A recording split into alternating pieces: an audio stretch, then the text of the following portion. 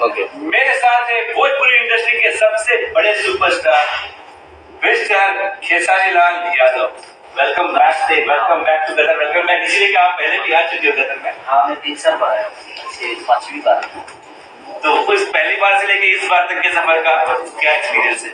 देखिए, एक्सपीरियंस का जहाँ अपने होते हैं वहाँ एक्सपीरियंस की जरूरत नहीं होती है। सब अपने हैं यहाँ।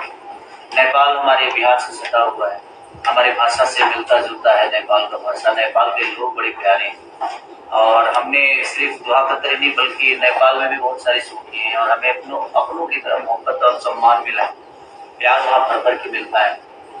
और दुआ कतर में भी नेपाल के लोग बहुत ज़्यादा है और हमें पसंद करते हैं। तो ये हमारे लिए गर्व की बात है और खुशी की बात है कि हमारी भाषा के ना होके भी हमारी भाषा को इतना सम्मान और इतने प्यार से मिलते हैं, इतने प्यार देते हैं, तो ये हमारे लिए सौभाग्य की बात है।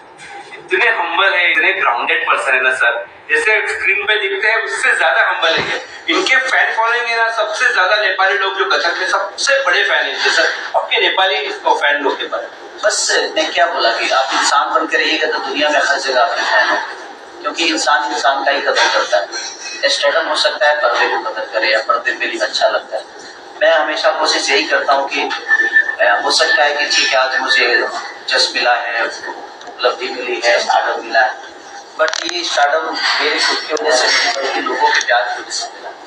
तो मैं कोशिश यही करता हूँ कि चाहे वो भाषा कोई भी, हम इंसान हैं और इंसान की तरह रहेंगे तो दुनिया में हर जगह आपका कदर, हर जगह आपको सम्मान मिलेगा, क्योंकि आप सम्मानित व्यक्ति तभी बनते हैं जब दुनिया का प्यार और आशीर्वाद आपको स्नेह के साथ आपको प्रेजेंट किया जाता है।